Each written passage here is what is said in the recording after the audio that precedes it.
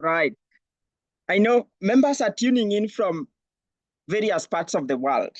But if you are joining us online, remember to use our hashtag ordinary voices, hashtag molding for work, and you can put hashtag together we are strong. Again, welcome to Ordinary Voices October edition. So Marcy have introduced herself, Millicent have introduced herself. Let me find where Godwin is. Godwin, joining us from where? Godwin, dive right in and tell us who you are. Feel free to introduce yourself. Thank you. My name is Godwin Ochieng, and I'm recent completing my bachelor degrees in science, biochemistry at Egerton University. And I'm deeply passionate about Sustainable Development Goal 4, which is quality education. And I come from the humble parts of Nairobi. I come from Kibera. And I get the first-hand experience on how education can power to transform lives. And because of this, it motivated me to start this initiative called Winners Basket. And through this initiative, I work to inspire children and youths to believe in their potential, to pursue their dreams. And my journey has also made me teach students in school. I'm a teacher also. I'm a leader by nature. And that made me to engage with so many stakeholders in the community. And I'm happy to share the platform with you. So thank you. I'm experiencing trouble with my gadgets here and there, but allow me to take part by this means. If you're not seeing me and you're hearing my voice, I'm making efforts so that you can get my audio and visuals. Thank you. There we go, the digital world. So the world of education and the world of all sorts of things have changed. So as Godwin struggles with technology, which faces everybody everywhere, let us dive right in. So Marcy, what program did you study at university? And did this program prepare you for the work you do now? I'm just curious. You want to chime in and tell us a bit about that? Okay, Peter, thank you. I did Bachelor of Science in Interior Design, and the program really molded me to who I am.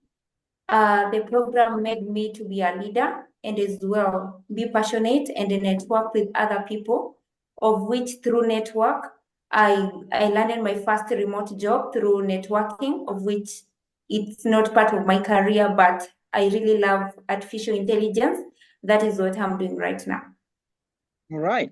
No, I want you to dive like more deeper in. Is like I didn't hear what you are doing right now. I only heard a bit about artificial intelligence. And do you want to dive exactly in to tell me what this artificial intelligence means?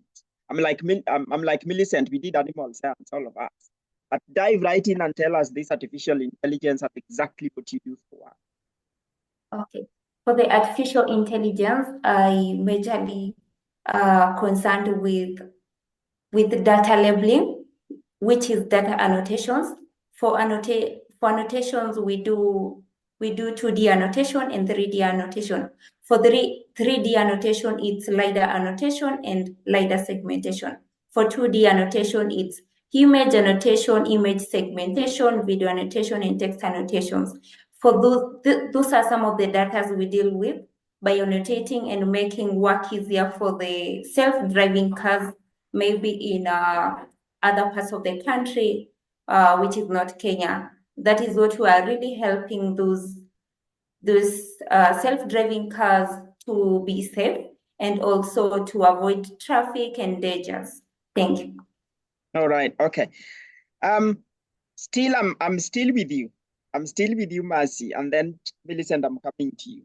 So Marcy, can you just tell me like very specifically how your degree program prepared you for this role that you do? Like exactly what you got from your degree or program that prepared you for the work that you do now? I'm just curious on that. Okay. Through the program, I managed to join President's Award Kenya, which is a program sponsored by government of Kenya. And through the program, we were able to travel different parts of Kenya and also hiking from different hills and stuff. And through that program, I managed to acquire leadership skills, team building skills, and also networking skills. There, I met a friend who was a online worker, and she introduced me to Ajira Digital program, and I landed my first digital job. And through my hard work, consistency, and passion, that's when I landed to my full-time work, which I'm doing right now remotely. All right. So you are one of those lucky ones that are making money online or remotely. I'm sure that Millicent will chime in and find jobs through you. So Godwin, Yeah. Millicent, I'm coming to you shortly. No, let me go just Millicent because she's there smiling. Millicent, how is it for you? What degree did you study, and how do you think this prepared you for the job you are looking at? Because you just said you don't have a job, you are looking for one. You might even tell us which job you are looking at. But how have your degree prepared you for the role you might be looking for? Okay, thank you. During my studies, I did agricultural sciences with a major in animal science. While I am not currently employed, my program has equipped me with valuable knowledge and skills like in animal production, animal health, and animal management. I think these skills will make me solve some problems. Like, for example, I did a project with black soldier fly, and currently I'm a founder of it's AgriFly Nexus, and it's mainly linking black soldier fly and gender equality. So I think the analytical skills that I got from school has really prepared me so well for the job market. And also, I think I'm confident that my educational background will just prepare me for what maybe if I will get a job in future. Okay, okay. I'm not convinced yet. I'm not convinced yet, but I like the analytical skills you got there, Millicent. Tell me, if somebody was to ask you, what type of job are you looking at? If somebody was to turn around and say they want to offer you a job, what would you be looking for? Just curious there. Okay, for now, I I may be looking for something like research dealing with insects. It's just because I want to link my what I will be doing with gender equality. Yeah. That looks interesting. Like you want to deal with insects, you want to do something on analytics. So any guest watching or any person who will watch this later, just know Millicent is looking for work in terms of dealing with insects. If you have insects to be dealt with, and if you have something that requires analytical skills and stuff, Millicent is looking for work. But I know she can do the job if she's selected. Now, but I will come back to you to dive more into this program you studied and how it prepared you for the role. Godwin, I'm coming to you. I know we met in another station somewhere and we were speaking about a number of things. What do you do now for work and related to the degree or the program you studied? I was just amazed by what you were sharing with me when we were sat there. So dive right in.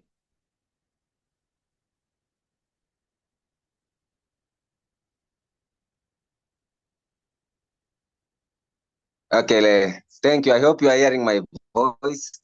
It's your CEO here, the founder of Winners Basket. Let me just look straight at the camera. I'm not afraid of anything because we are building a nation here and we are building a world here. So I studied biochemistry at Egerton University while in the field of study.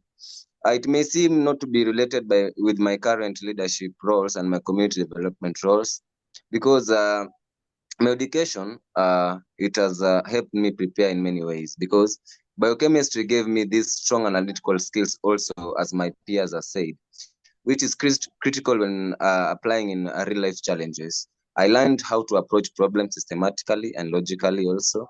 It is a skill that I've applied in both in the classroom and outside the classroom. Classroom when I'm a student and as a teacher also, and in the community also. For example, I've been working as an untrained teacher at a school called Grace Humanitas, of which I faced challenges, and the challenge was my candidates class were behind with the syllabus. So it made me to get up early to go and cover up the syllabus, of which my ability of effective planning honed my scientific training. It allowed me to create time and strategy where I arrived early in school and stayed there up to late hours to cover for the lessons. Also, I participated in enumeration process under the Ministry of Housing just recently here in Kibera, which I took up 2 roles as an enumerator and as an invigilator at the same time. We experienced a challenge within 30 minutes of structure marking, but I came up with a formula, which the formula helped the ministry a lot because when they employed it, in 2 hours, we already done by structure marking and we are done. So to me, biochemistry is just a stepping stone and it makes me go the other side of the problem to see what happens. And when I really know what happens, I know how to curb it, and that's it. So thank you for asking that question because it makes us be bold and talk how we gain our job market skills. I gain my job market skills from biochemistry, and that's it. I say thank you for asking that question. All right. I want to stay with Godwin. Godwin, you mentioned a lot of things. I want just to narrow down. You are a teacher, you are a enumerator, and you did a lot of things. I see other members joining in. Hello, Peter, and hello, Mohammed. So you mentioned a number of things. Tell me exactly what you are doing now so I can chime into that and dive more into that specific one that you stated. Analytical, no, you stated about biochemistry being a stepping stone, and you are a teacher and enumerator. Can you narrow down to one specific work that you are doing now so that people watching or listening now can actually know? And you can even tie it to the winner's basket and then relate that to the educational, how your educational system prepared you for this one that you have selected as a role that you do now.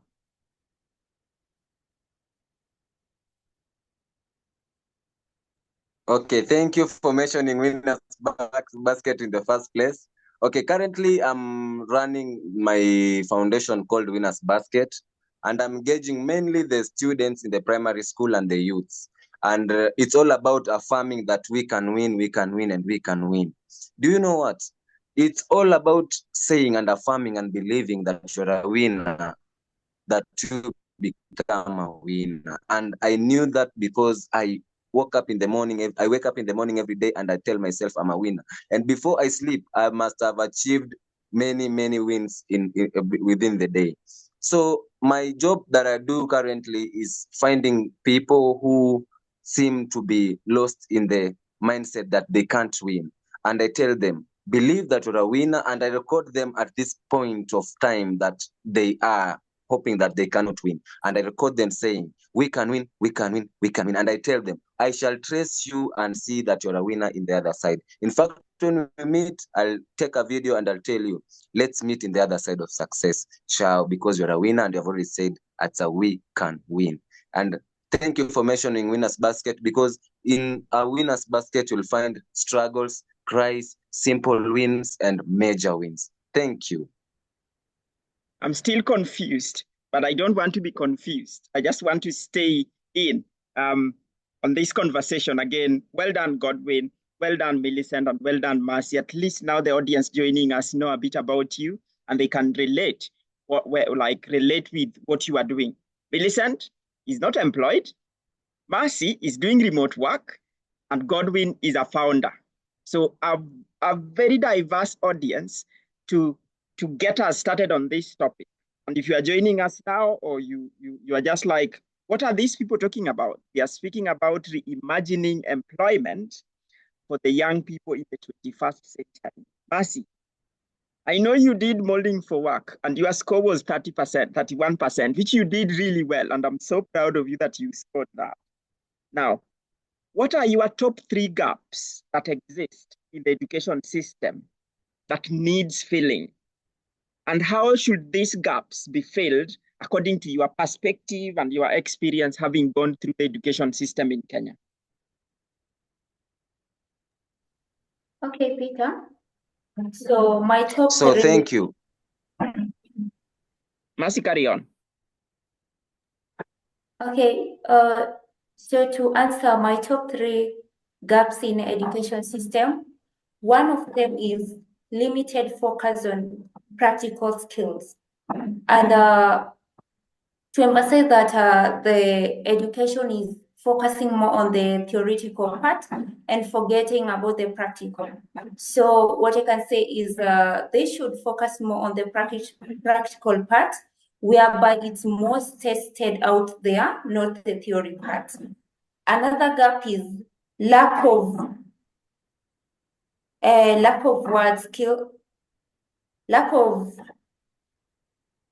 skills training. So you find that there is not enough training for the students. So when they come here searching for jobs, they lack those skills. And my last one is underrepresentation of technology. In the education system, they are lacking training more about technology. And as we know that the world is digital, I feel like they should introduce technology in their lessons so that someone can learn maybe basic computer skills, because it will be really tested out here. Thank you. All right. Staying with you, Mercy, because you told me you are doing some remote work, and here you are bringing a really other insightful topic. I want to start with the one you are talking about, the lack of technology. How then did you get to remote work? Where did you get these technology skills? I'm just curious. Okay, to begin with, during my secondary school, I focused on computer. I didn't select it as a subject, but I was really motivated about computer. I did it up to Form 2, and then I dropped it. I picked home science. But when I finished my Form 4, I enrolled computer classes. I learned a lot about those computer skills. And then when I joined campus, I made sure that my guardian purchased me a laptop, because I was really, really interested in this digital work, and I could hear some that people are making money using these computers. So that is what I was really motivated to make even a single dollar from this laptop. And I kept on researching, doing my research, connecting with other people, asking people how they make money online. And that's when I landed to my friend who showed me about online work, and she offered to train me everything for free. And that's how I get connected to these remote jobs. And up to today, I'm still applying for jobs every day, digital jobs and also global jobs, which are paying well. Yeah, thank you. Right. I see other members joining. It's Chair, nice to see you there. Hello. Hi, Peter. Yeah. So, Mercy, I'm still stuck with you on this one. You mentioned on skills, lack of training skills. Can you outline just few of these skills that the education system is not giving? Just highlight like the education system. You could mention just two, and then I'll come to you, Godwin. Okay, Peter. One of the major skills I'm really focusing on is leadership skills. It should be introduced as a topic in schools, so that someone you grow up knowing that you are a leader. You can do something. You can be founder. You can do something great, which can make you earn something or help other people or the community. Being a founder of With Youth Center, which is online work platform whereby I help youth eradicate poverty through online work. It came through the leadership, which I had to teach myself or acquire from other people. And I think it's really nice for the students to be taught leadership skills, to work as team, and also incorporate teamwork during schools. Yeah. Okay, good one. Now, a good point, like a really strategic time to bring Godwin into this conversation. Godwin, we were speaking about something. Millicent, I'm coming to you. Yes. You talked to me about self-education, or like where people can self-educate and guided education. And you were telling me when we met, where we met, that everything that is being taught now can be found somewhere. If you were to look at the education system in Kenya now, what are some of the gaps, and how can these gaps be filled? For example, if young people are to be prepared for the 21st century job market. Okay. Thank you. Thank you for the opportunity once again, and thank you for remembering that we also talked over this where we met. I believe that one of the major yeah. I believe that one of the major gaps in higher education is the lack of, or let me say, diminished practical real world training.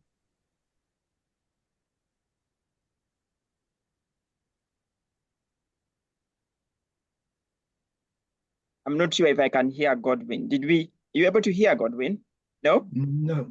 Okay, good. So Godwin, I'll come back to you. Millicent, let's dive right into your one. Millicent, they say 10% of what we study in school, we get applied into real life. Now, what are some of the gaps that you have identified within the education system, and how do you think these gaps can be filled? I'm just curious, Millicent. Okay, thank you. Okay, I think number one is lack of the practical training and internship in several curriculum. In the curriculum for most students, especially for them, so the students cannot get the real world experience. And number two is the lack of digital literacy and technological skills across all programs. Like for example, I am from agricultural sector, and in schools, sometimes we still use the traditional ways. So you can see that there is a gap for the technology in that sector. And another one is the issue of entrepreneurship, education, and innovative thinking. I think this is something that is lacking in many schools or in many higher institutions. For example, I think for example, me now, I may lack the entrepreneurial skills. Like for example, if I had, I think it could be easy for me to start a job from scratch. And also, another issue is the soft skills development, like communication skills, teamwork, and leadership. I can emphasize on leadership here that I wish sometimes back someone will just tell me that leaders are not born, like they are just made. Like it's okay if you are not born a leader. Yeah.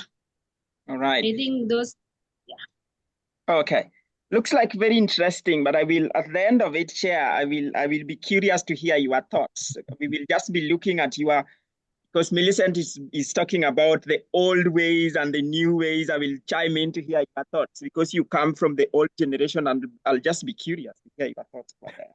So yeah, good one. So I hear a lot of things, lack of digital skills, lack of soft skills like leadership, communication skills, and then Marcy came about like a bit about talking about the the the use of computers, sort of much of self-education and networking and getting to know people.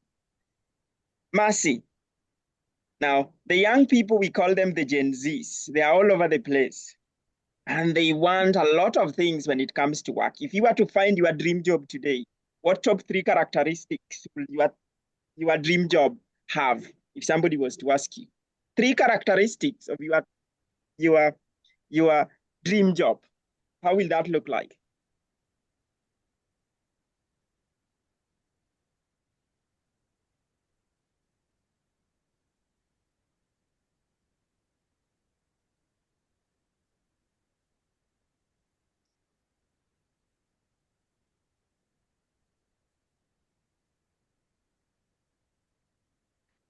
Mercy, we are still stuck with you. Are you able to hear me?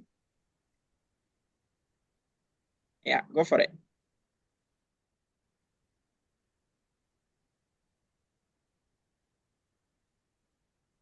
Okay, I can't hear Mercy speak. Let me get to Millicent, and then Godwin, I come to you shortly. Okay, so Millicent, are you there? Dr. Mohammed, if you have any question, do feel free to put it on the chat. And I see Bidawe also, if you have any question, do put it on the chat. And we'll have some time towards the end so you guys can dive in and take that thoughts as well. So Millicent, if you were to introduce one policy in the education system in Kenya to fix the gaps that you have identified, what policy will you introduce? Millicent, unmute and then just dive right in. Okay. Okay, I think one policy is the mandatory industry academic partnership policy. I think this policy would require all higher education institutions to establish formal partnerships with relevant industries and employers, whereby under the policy, the curriculum development will involve direct input from industry professionals, ensuring that what students learn aligns with the current market needs. Yeah. All right. Really solid policy there. Partnership between industries and learning institutions to give students an opportunity to put into use or practice what they've learned. Basi, are you able to talk now? Yes, Peter, can you hear me? Yeah, go for it. Okay, I had issue with my mic. So my top three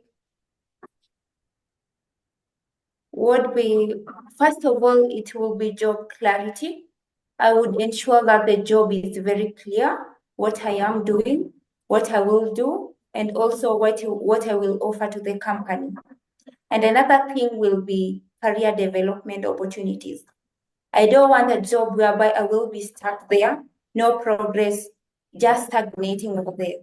I would like a job whereby you can see future, you can see growth potential, and also there is training and support, whereby you can be promoted to other jobs or connected to other jobs. And my last one is company reputation. First of all, when I look for any job, I do research about the company, our reputations through maybe the reviews, and also whether I can get to know someone who have been working there, whether the company is offering good opportunities. Yeah, thank you. Very insightful there.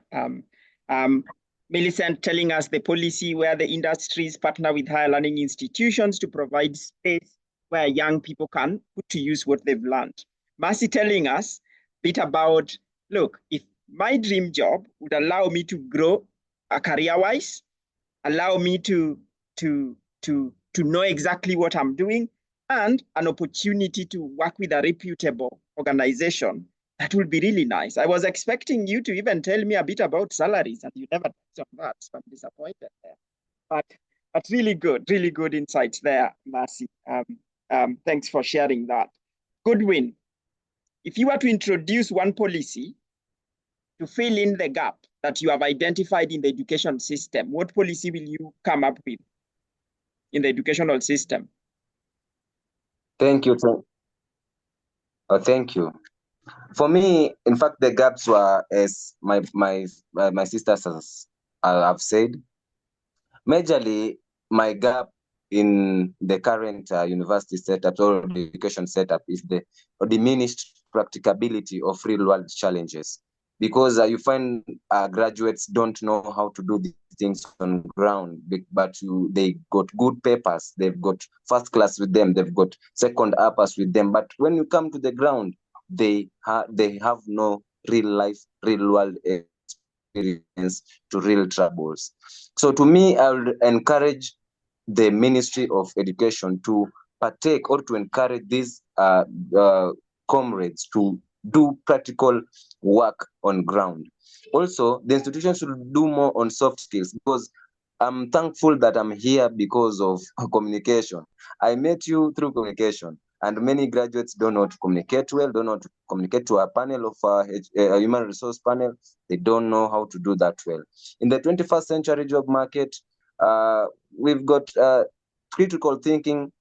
That's what we're using right now. We've got adaptability and All right. I just think we just lost, but he was speaking about really good insights there. And when we met, he was teaching me how to do interviews. Like, so like Godwin was teaching me how to sit when attending interviews, and I was just listening to him. So Godwin, carry on. I think you are back. Keep going, unmute and just finalize on your okay. Okay.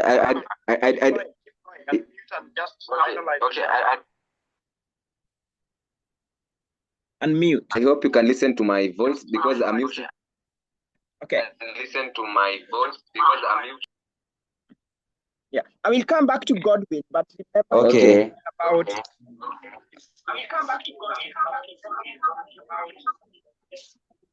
Godwin, are you okay?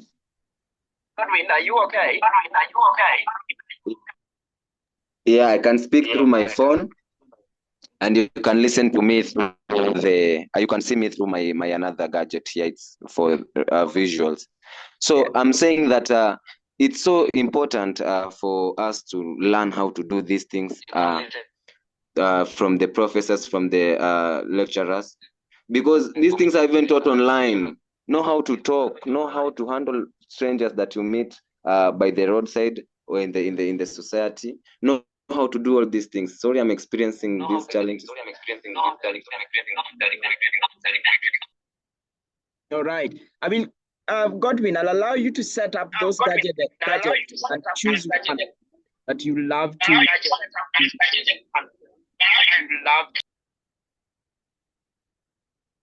Okay.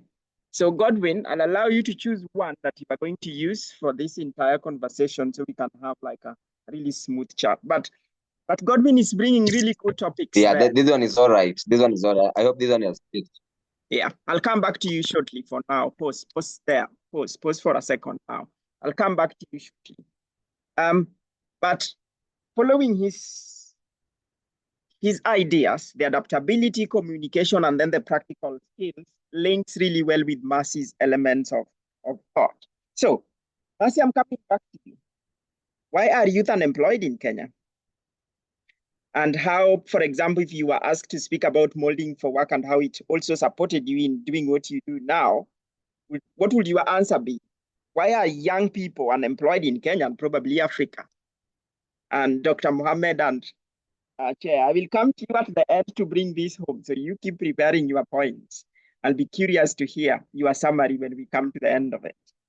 Mercy, why are youth unemployed in Kenya? Yes, Peter. I will say that most of youths out here are unemployed because of lack of connections. What do I mean by this? I mean, you should be connected, not like knowing someone, but you can connect yourself through building your social media platforms, maybe LinkedIn, also Facebook, and also you can apply your jobs and also do your research. Through this, you will be able to get jobs because you have connected yourself, you have followers, you have connections, and also going ahead, being consistent in what you are doing. Another thing I think youths are unemployed is lack of relevant skills. Most youths have to push themselves to acquire these skills. No one will come to teach you about leadership skills, communication skills.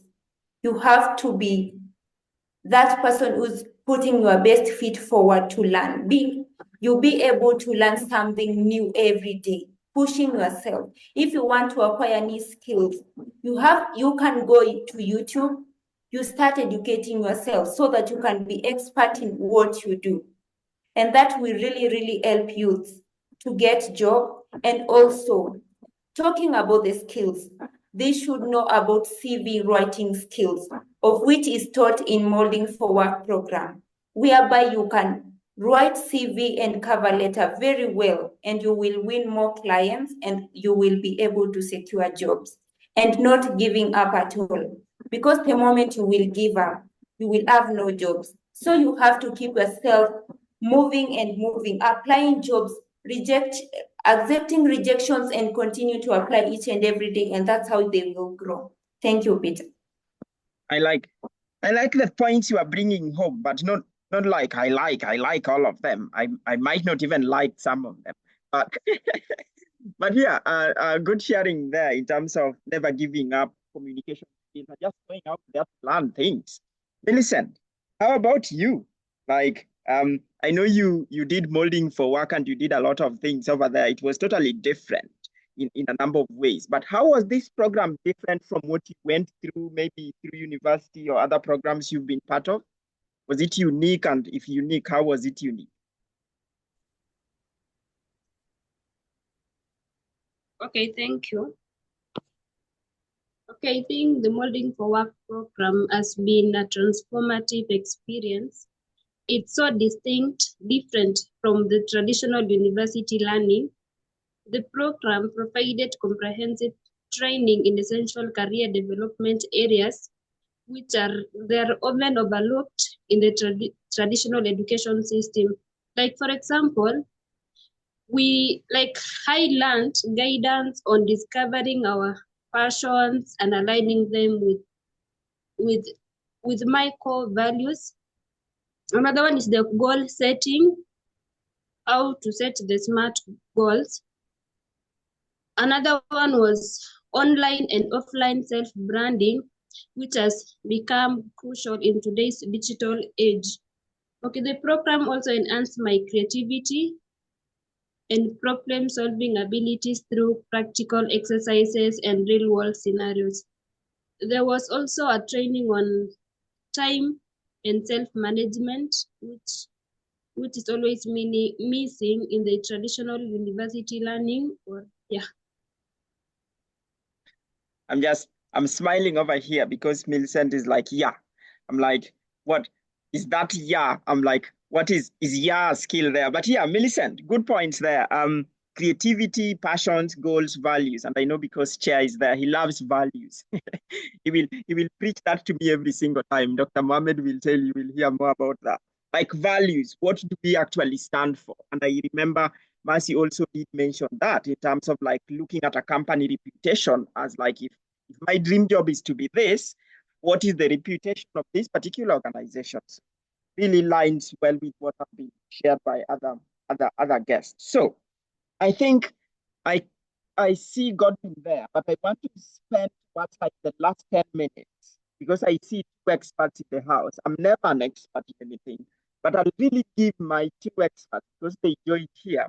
I'd love to hear from Gareth and Dr. Mohammed if he joins, just to give us a review of what this topic we've been speaking about, reimagining employment for the young people in the 21st century, so that when we go, we have young people who have expressed their interest and frustrations and things, and then we have the next generation or older generation telling us exactly how their world of work looks like. And then when we go away, we can actually pick something from that and just like put something to use. Godwin, I see you are back. Are you able to speak to us? Unmute if you like. Yeah, I'm able to speak to us. Thank you. Okay, so Godwin, this is the last one for you. Do you think there are jobs for youth or there are no jobs? If yes, tell us why. And yeah, the jobs there. Why. Yeah, for me, jobs are there. Jobs are always there. Why? Because there are some people who are in the jobs, but we miss these jobs because first things, we don't know how to approach these people who give out jobs. Jobs are there, but we don't know how to seek even for a simple interview. Jobs are there, but we don't know even to say thank you when you are.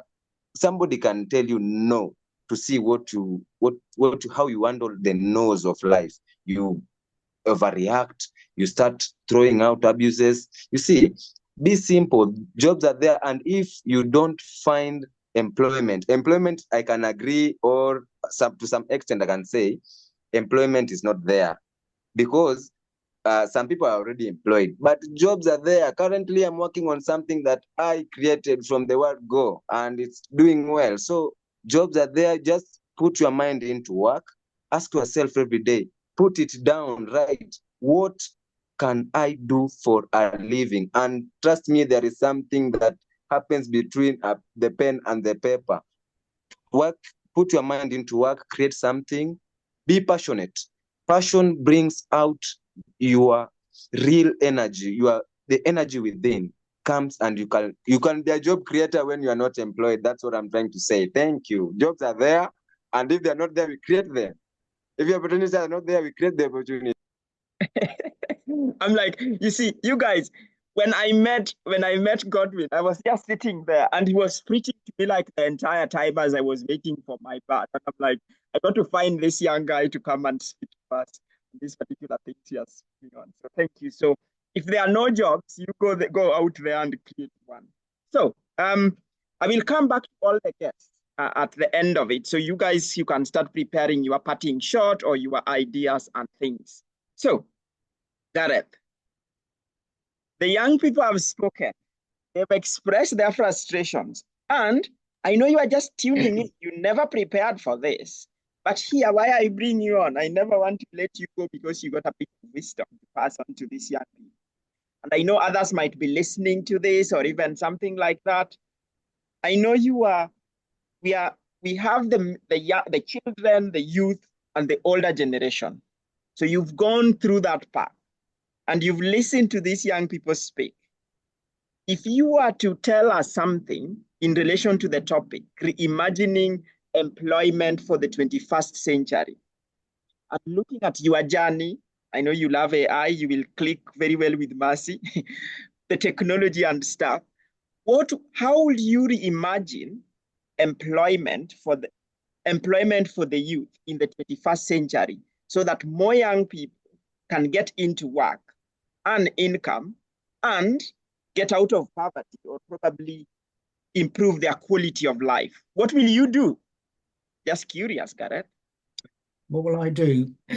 Okay, so first of all, a bit of history. And yeah, I come from an older generation, but I worked in a sector at the time, Peter, as you know, and that was IT. We didn't call it digital in those days.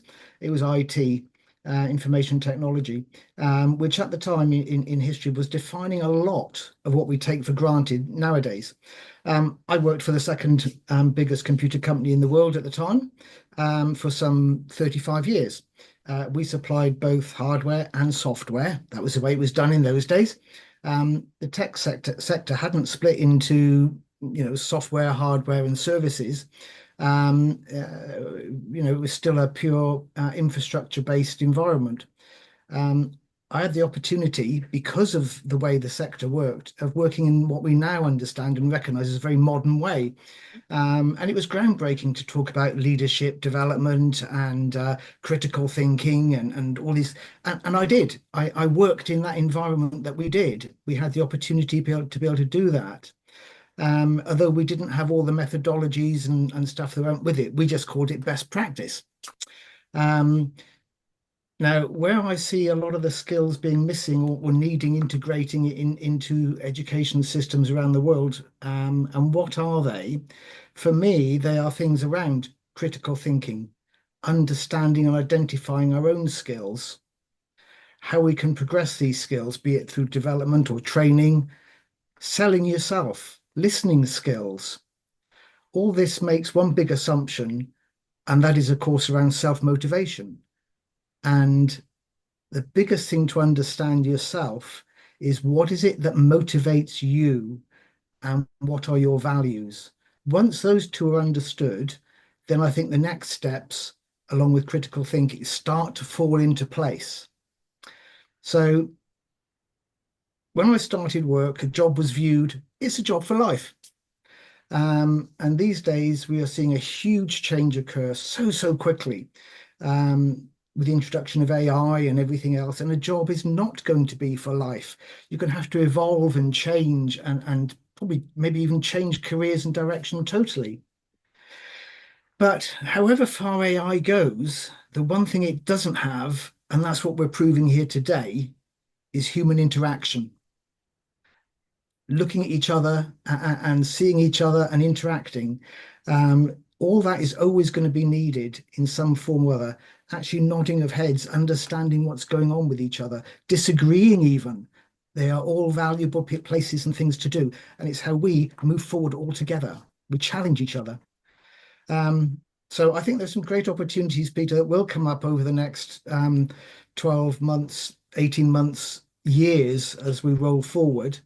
Not just within the tech sector, but across the whole of it. The way farming is changing, the way even just being within a single organization and managing an organization is changing. But the thing is change with it. Change your skills, keep looking around, keep developing, be one step ahead of everyone else. That's a challenge. That is a challenge and a half I'm giving you, but I think it is where it needs to be. It's evolve quicker than the others. All right. I think that's wisdom, Jude. The values, the change will happen, so you just change with it. Skills like listening. I like this one. This is my favorite one, Gareth. I know you spoke a lot of them, but what is that one that will be motivating you? The self-motivation. Once you have that, what is driving you and what is motivating you, I like that. That is like really solid. That is like a game changer. But you combine all those and what we've been speaking about, then you'll just be safe. Now, time to get back to my guests. And at this time, I'm just calling upon them. I will start with Millicent. So Millicent, if you were to have 1 minute to just speak to a young person, either in the last year of university or just graduated, in terms of them getting into the 21st century, I know you are one, what advice will you give them? Just curious. What will you tell this young person complaining about things and all those things? When I'm coming to you then after this. Okay, I think I would just tell them that empowering youth in the 21st century isn't just about jobs, it's about building a future where they can lead and innovate. Okay, they can say you are a lady of few words, so maybe you need to be a justice for Chief Justice for Kenya. Well done. Godwin, I saw your hand was up. You are to speak to a young man who is complaining about things, no jobs and nothing. What will you tell them? What will you tell them? And that, thank you very much. And that's where my heart was lying. In fact, I'm praying that let my gadgets be good in very short while, because I've lacked that serene time to air out my mind and my experiences. But at this point of life is where I am giving my real life experiences to that single soul that has left university. My friend, my brethren, my brother and sister, first things first, pray that you have finished your studies. Second thing, lower your expectations. I myself have even became a janitor. I've watched those things, and that's nothing to do with life.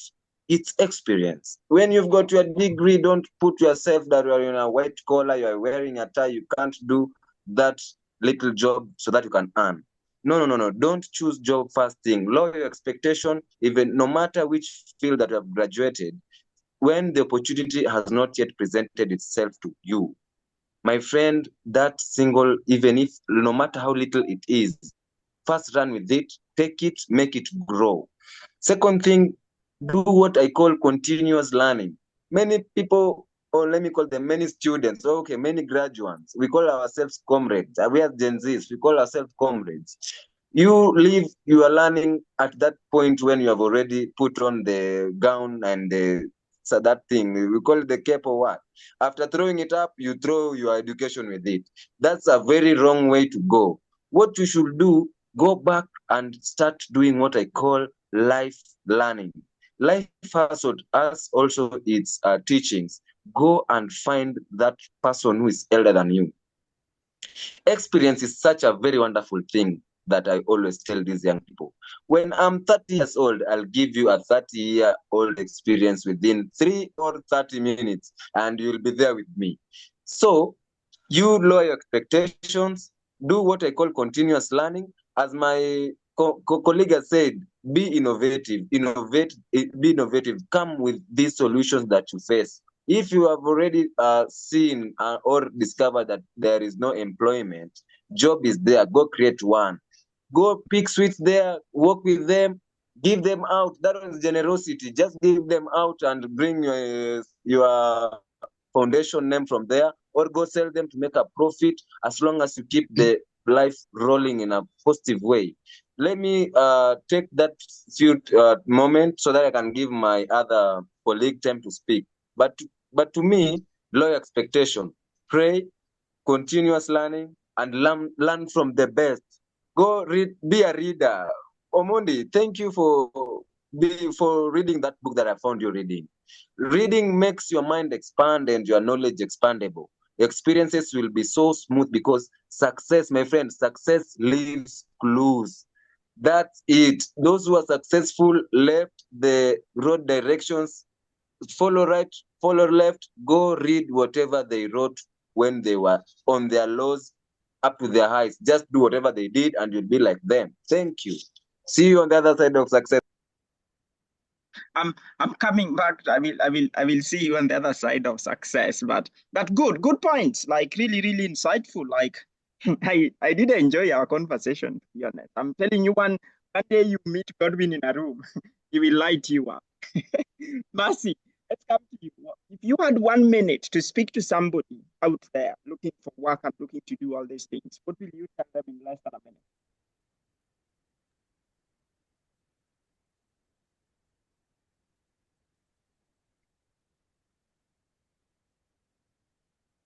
Yeah, Mercy, go for it.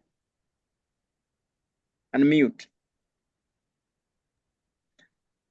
Mercy seems to be struggling there with muting and unmuting. Not sure if she will manage to mute and unmute. Mercy, will you still try to unmute or?